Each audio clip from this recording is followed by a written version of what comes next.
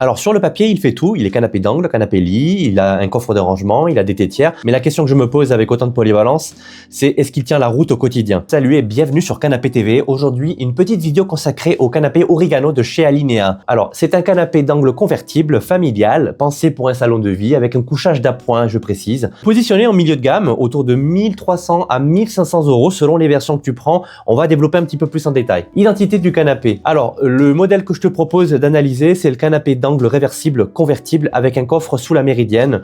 On est sur la version 4 places, plutôt confortable avec un usage quotidien. Comme je disais, un positionnement milieu de gamme fonctionnel, donc pas du luxe, pas de low cost non plus. Et le problème qu'il prétend résoudre à terme, c'est un tout en un pour la famille. S'asseoir, s'allonger, dormir, ranger, passer du bon temps. Alors les quelques mots sur les déclinaisons qui sont assez larges. On a la version d'angle, grand angle, panoramique en U, le tissu doux ou tissu Castello. Plusieurs coloris existent aussi. Je t'invite à cliquer sur le lien qui se trouve en description pour consulter l'ensemble de la gamme et te faire ton propre avis là-dessus. Design, ressenti visuel. On commence par ce qu'on peut voir en premier. On est sur un style plutôt contemporain, sobre bien sûr, avec des lignes larges, esprit salon familial. C'est un canapé bas également, avec un rendu imposant mais chaleureux une fois installé, comme tu peux le constater si tu swipes un petit peu au niveau des photos. En vrai, il paraît plus massif que sur les photos catalogues. C'est vrai que de prime abord, c'est vrai qu'il peut paraître gros.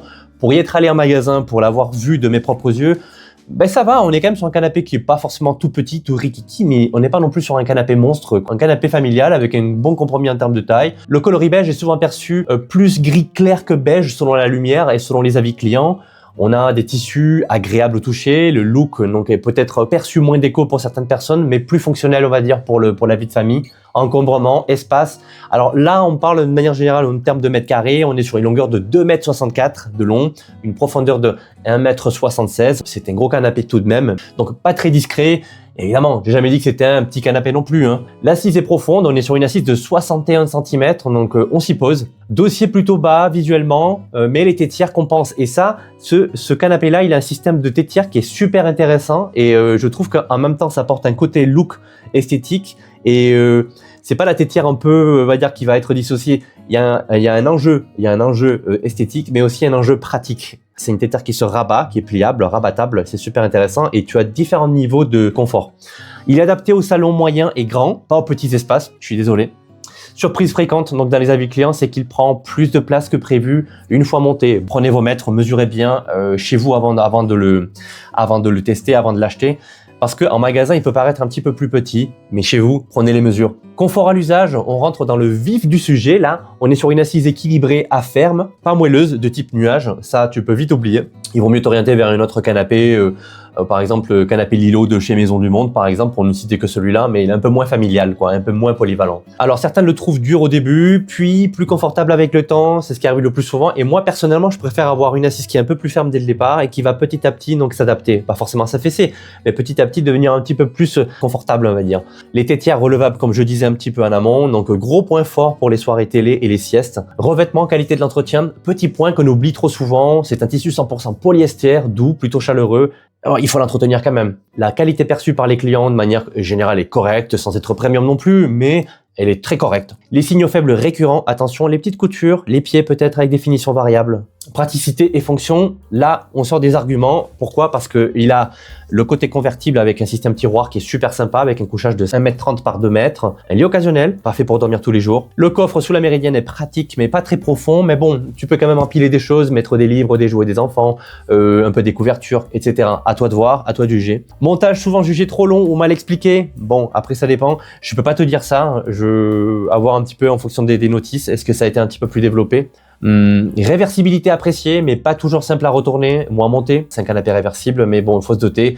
Ça sera pas forcément simple non plus. Après, c'est très subjectif tout ça. Donc, c'est ce qui peut être simple pour quelqu'un peut être un petit peu plus compliqué pour quelqu'un d'autre. Donc, moi, je te remonte l'info. Solidité et tenue dans le temps. Alors, ce qu'on ne voit pas sur la fiche produit, la structure en bois, plus les panneaux, les ressorts Nosag, la bonne stabilité globale, donc une fois en place, les retours récurrents, donc pieds cassés à la livraison, les SAV variables, grosso modo.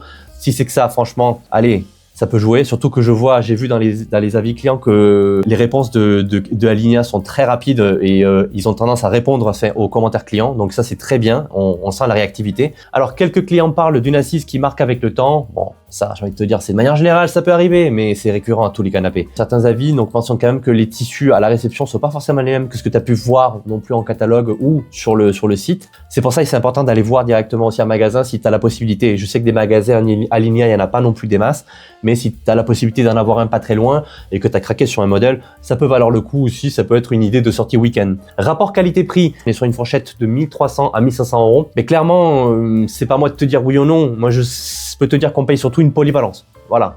Ce n'est pas un canapé design signature, mais franchement, c'est utile. Niveau des designs, il casse pas 4 pattes un canard, mais c'est un joli modèle tout de même. Je veux pas dire qu'il est moche, il est joli, et les finitions sont assez propres, et franchement, les revêtements sont jolis aussi, hein, sans être premium, mais ça reste joli, moi, personnellement. Moi, je trouve que c'est un bon compromis entre... je pense que c'est un peu au-dessus de chez Ikea. Ikea, ça va être vraiment les gros pâtés, les gros blocs de canapés très cubiques, très basiques, avec un revêtement un peu cheap, peut-être aussi de temps en temps. Selon les déclinaisons. Mais par contre, là, à Alinea, on arrive sur des niveaux de finition qui sont supérieurs à celles d'IKEA. C'est encore mon point de vue personnel. C'est un bon compromis si tu veux un seul canapé pour tout faire. Moins cohérent si tu cherches un confort moelleux ou haut de gamme. Après, il se positionne pas clairement là-dessus. Point fort récurrent, confort global apprécié, les tétières très utiles et les fonctions convertibles plus coffre. Super. Les points faibles récurrents cette fois-ci, problème de pied, de montage, de finition, une assise jugée trop ferme par certains. Bon, pour moi, c'est pas un point faible. Et le SAV, les livraisons inégaux de manière générale. Montage parfois frustrant. Bon, ça, j'ai envie de te dire, c'est pour tous les canapés. Hein. Voilà ce qu'il fallait savoir sur le canapé Origano de chez Alinea. Si tu as aimé cette vidéo, like, commente, partage, abonne-toi si tu veux avoir d'autres reviews concernant cette marque et des comparaisons, des comparatifs. J'en fais assez souvent et c'est prévu dans la chaîne. Quant à moi, je te dis à très bientôt.